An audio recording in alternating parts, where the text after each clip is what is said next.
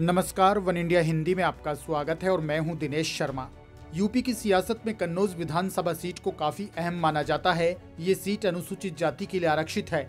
इस विधानसभा सीट पर पिछले 20 साल से सपा का वर्चस्व है। यहाँ तीसरे फेज में 20 फरवरी को वोट डाले जाएंगे।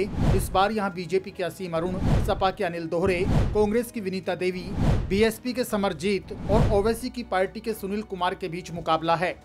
इस सीट पर साल 2002 में हुए विधानसभा चुनाव में सपा ने जनता दल से विधायक रह चुके कल्याण सिंह दोहरे पर अपना दांव लगाया था। उस समय कल्याण सिंह दोहरे ने सीट सपा की झोली में डाल दी थी। तभी से यहां सपा का कब्जा चला आ रहा है।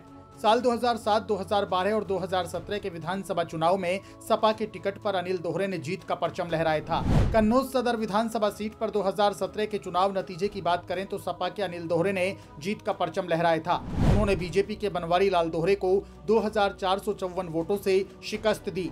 सपा के अनिल दोहरे को 99,635 वोट मिले थे, जबकि बीजेपी के बनवारी लाल दोहरे ने 97,181 वोट हासिल किए थे।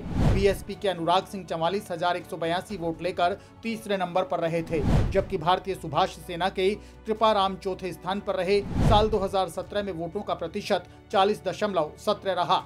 साल 2017 में हुए विधानसभा चुनाव में मोदी लहर में बड़े बड़े दिग्गजों को हार का मुंह देखना पड़ा था, लेकिन इसके बाद भी कन्नौज में समाजवादी पार्टी सीट को बचाने में सफल रही थी।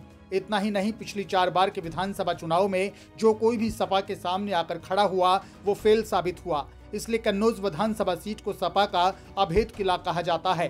पूर्व सीएम और सपा संरक्षक मुलायम सिंह यादव यहीं से सांसद रह चुके हैं। सपा चीफ अखिलेश यादव भी यहीं से 3 बार सांसद रहे हैं।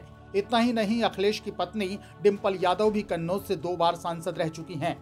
कन्नौज विधानसभा सीट पर 4.25 लाख से ज्यादा मतदाता हैं। यहाँ सभी जाति वर्ग के लोग निवास कर रहे हैं। फिर भी ब्राह्मण और अनुसूचित जाति के वोटर ज्यादा हैं। ओबीसी वर्ग में शामिल जातियों के वोटर चुनावी नतीजों में अपनी निर्णायक भूमिका निभाते हैं। सियासी रण में उतरे सपा उम्मीदवार और यहां से विधायक अनिल दोहरे अपने 5 साल के शासन में कराए गए विकास कार्यों के दम पर वोट मांगने की बात कहते हैं। उनका कहना है कि उन्होंने यहां विकास के कई काम कराए, ऐसे में यहां की जनता एक बार फिर से उनको मौका देगी।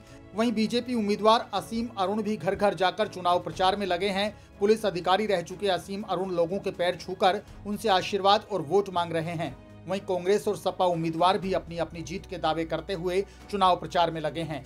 यह बात किसी से नहीं छिपी कि चुनावी सीजन में दावे और वादे सबसे ज्यादा किए जाते हैं। कन्नौज में किसकी जीत के दावे सच साबित होंगे, यहाँ की जनता किसे वोट और अपना आशीर्वाद देगी, कौन यहाँ से चुनकर विधानसभा में पहुंचेगा, ये सब नतीजों वाले दिन 10 मार्च को साफ होगा। इस खबर में फिलहाल के लिए इतना ही। ताजा अपडेट्स के लिए आप बने रहिए वन इंडिया हिंदी के साथ।